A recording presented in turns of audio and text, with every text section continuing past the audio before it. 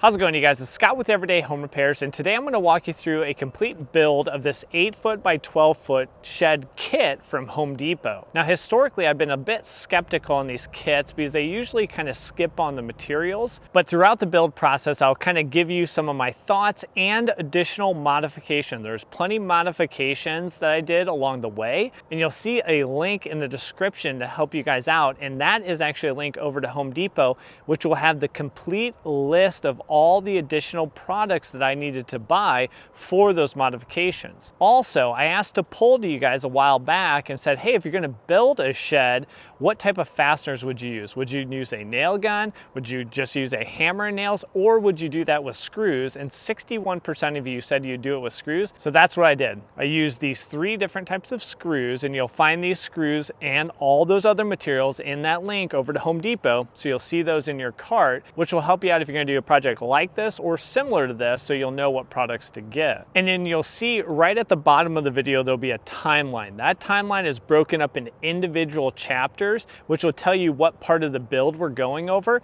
to help you out, just in case you only want certain parts of the build to relate to your own project. So let's jump into it, where we'll start by locating the shed foundation and then making sure we have a solid foundation to start building that shed upon.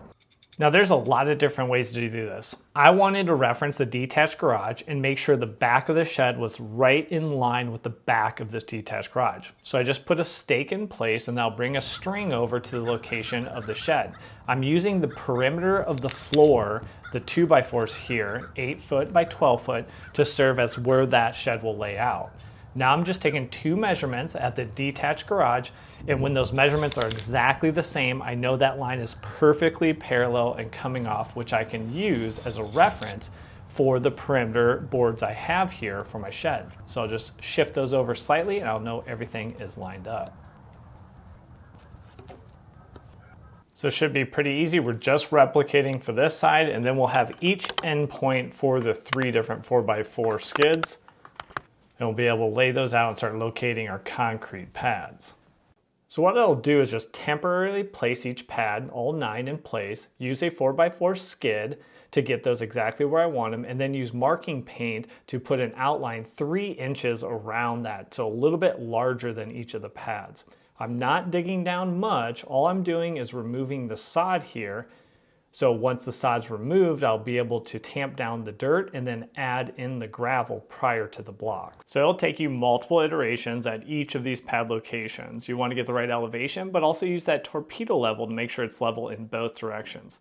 Once I get 3 in a row, I'll put the skid and then check with the 4-foot bubble level just to make sure everything is level and confirmed.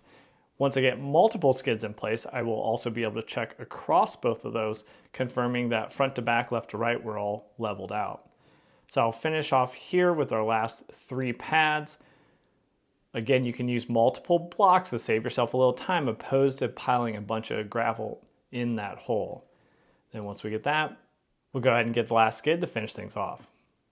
And then I'll put the perimeter back on and start marking the locations of each of the floor joists. Now this starts to get into some of the modifications I make, and I'll review all of those here in just a couple minutes. So I'll mark both sides, and then I'll go and start to cut some additional 2x4s to 93 inches so I can have a little bit more structure than what comes standard within the kit.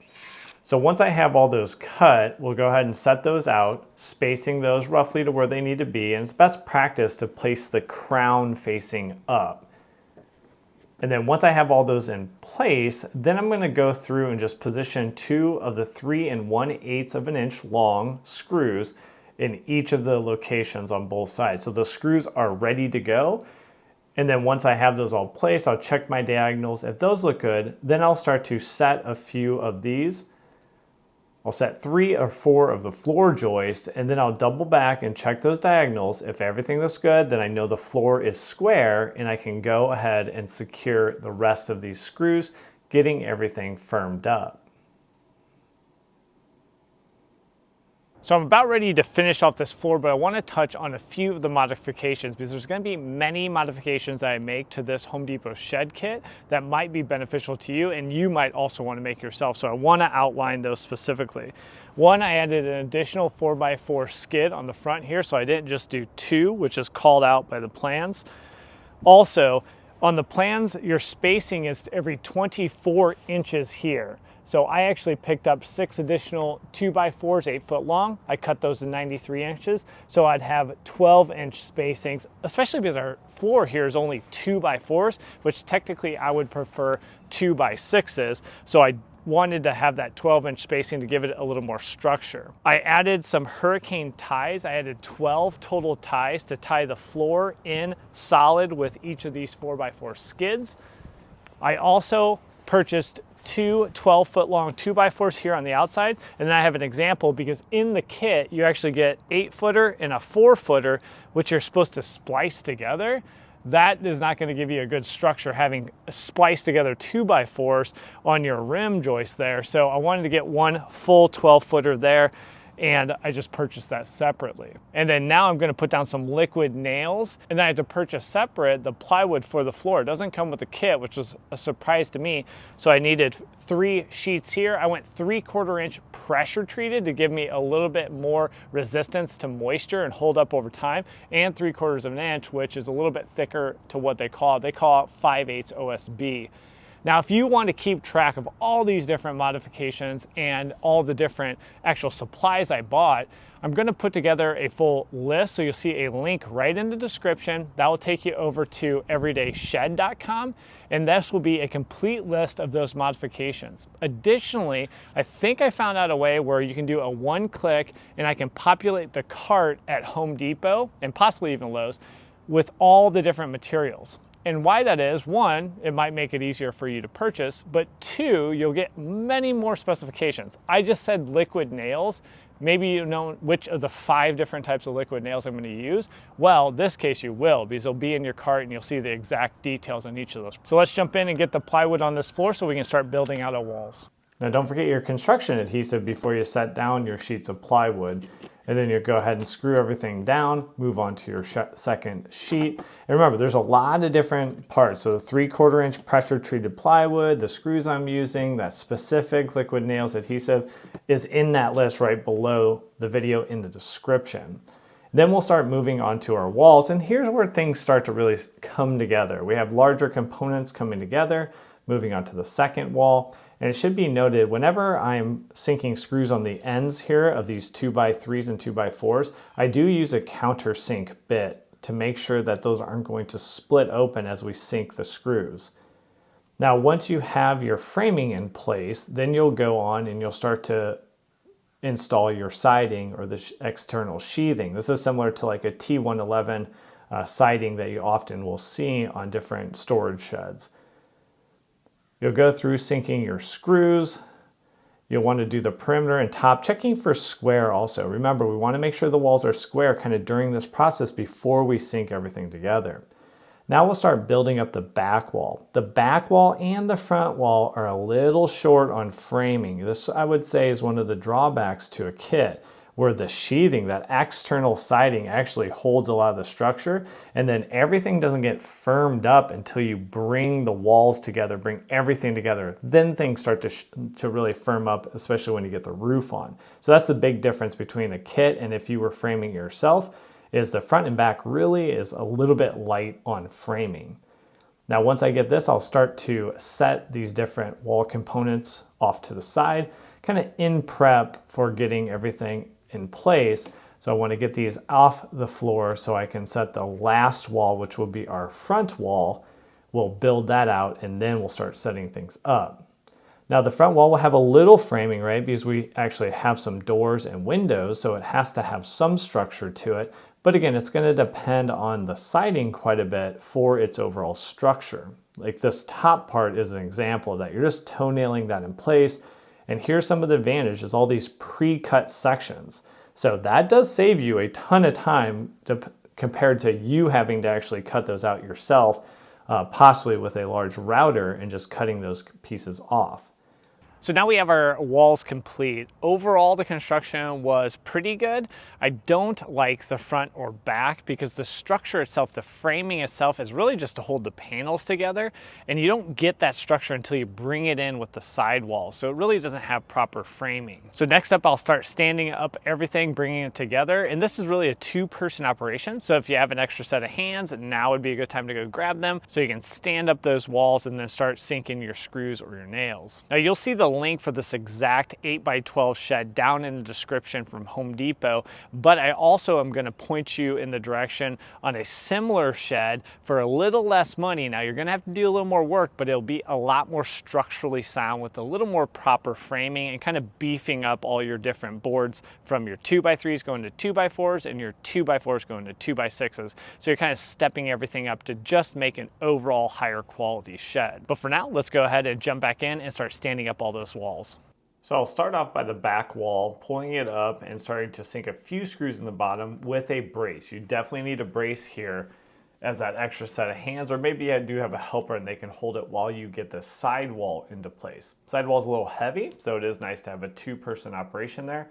And we're sinking large 3 1/8 screws on the bottom plate down into the floor system itself, but also smaller 1 1/4 screws through the exterior sheathing into the side of the floor system, and both those are pulling everything together. And then when you get these side walls in place, checking to make sure everything looks plumb, then you can start tying them to the back wall. And the tying them together is going to be really through a lot of those 1 1/4 screws going through the sheathing into those side framing members of your side walls.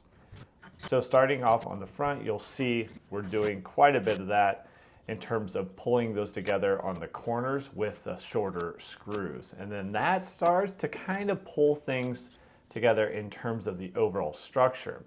And now we'll start working on some of these cross members. What these will be is kind of a cool little feature. They built in some loft systems, both on this back side, because we'll have this loft overhead, which is kind of right at 6 foot, and then we'll have much narrower lofts along the sides, but great storage overall. So we'll put 2 of these members in on each side, checking to make sure everything is level. And then once those are finished off, and this also starts to give more structure to the overall shed, putting these in place. Now we'll bring together that back workbench area. So again, you need that 4-foot level just to make sure everything's in place and set before you start sinking your screws. So now we'll take and put some OSB on top. This is for your large, it's a 4x8 sheet area for that loft system in the back, and then about 1 foot wide for those side loft systems.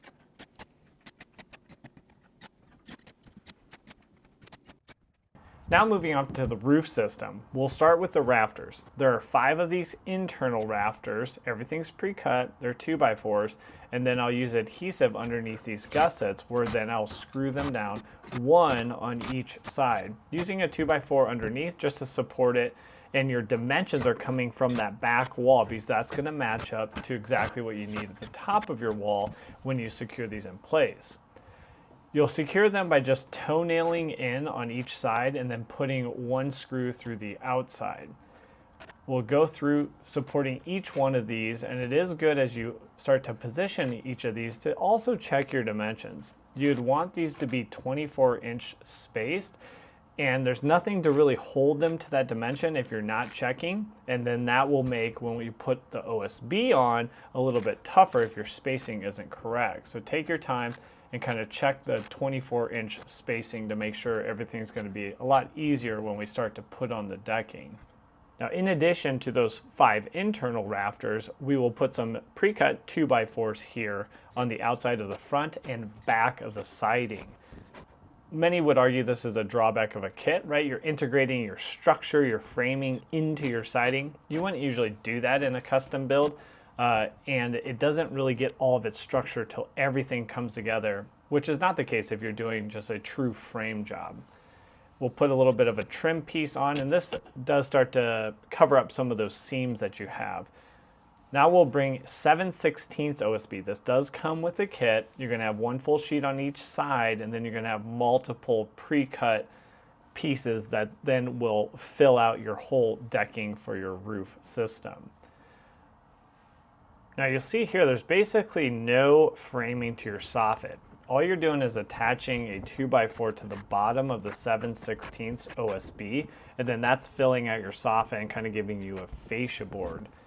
And then we'll move on to trim pieces. Now there's a lot of trim pieces, and again, this is starting to cover up the seams between the panels on the siding and also cover up the larger screws we are using, because now you're going to attach these with trim screws or trim nails, so you're minimizing the holes that you would have to fill.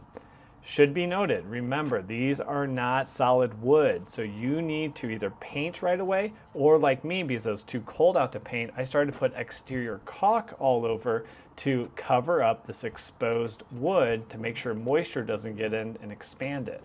And you can see that in this picture with all that exterior caulk on the vertical lines, trying to weatherproof it through the winter. Now I'll put a temporary 2x4 here on the bottom as we bring in the door. It's all one system right now, and we have that board holding together the two sides so you can secure the piano hinges. Once the door is secure, then you can move on to your windows. I'm going to put down our sealant, 100% silicone all the way around, and then we'll go ahead and secure those windows.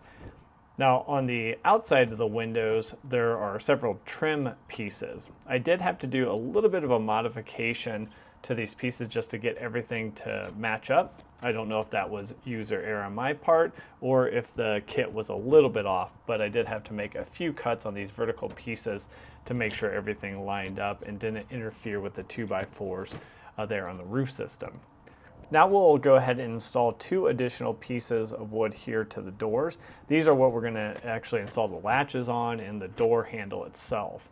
I do want to mention, overall the wood quality was very high in this kit. I was impressed, and I wasn't swapping anything out because it had knots or it had a crown in it. So just installing the top and bottom latches here, and that will secure the left-hand door, and then the right-hand side will have the door handle. So the right-hand door is what you're going to be really coming in and out of, and it has a back plate that when you rotate it 90, it secures to the back side of the left-hand door. Then we'll move on to the roof system. Now remember, this material does not come with the kit, so you'll want to reference that complete list from Home Depot of everything I had to buy, including this 30-pound felt paper that I'm putting down right now. We'll finish off the drip edge and then put down our starter strip, completing the drip edge on the back side while we start to get the 3-tab shingles and lay down our first row. You could do architectural shingles. The 3-tab are going to be a little bit cheaper, but it's really up to you depending on your look and if you're trying to match your own house. So I'll work our way across here, taking our time, jumping up on the roof to finish things off, and then once we get all of our rows on both sides, we'll go ahead and cap that off, finishing off the roof system. So now you'd want to move on to caulking all your exterior seams, all these batten strips here, and all the different trim work. You would do a nice exterior caulk along the outside because you do have exposed wood there, which if it gets wet, it's going to really start to expand.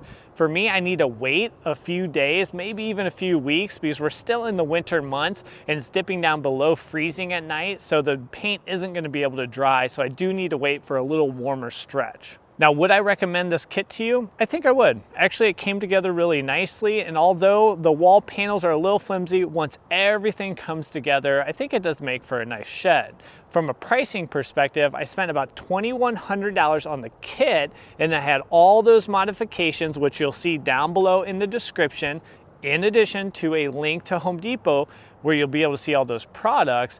I spent an additional $700. That's going to include everything from the foundation to the additional pressure treated 2x4s and all the other materials that I bought, including all those screws, which I do recommend investing in the nicer screws opposed to trying to use the ones I give in the kit, which have the Phillips head bit, and that is just not going to work because they're going to continue to strip out on you as you go through the build process. So total investment of $2,800 for an 8-foot by by 12 foot, and you can compare that to pre-made sheds, and then if you want to do a custom design yourself, really beef up some of those floorboards, move up to 2x6s, which I do think is a great idea, and proper framing for your roof and some of your soffits and fascia board, you can really kind of beef up the design. If you want more direction along those lines, we did that exact build over on our new channel, which is called Everyday Shed, and you can check out this video right here where we'll start to walk you through kind of a beefed up custom design. You're gonna have to do a few more cuts, but at the end of the day, you're gonna get a little better finished product. So thanks for joining me on this video, and we'll catch you on that next one. Take care.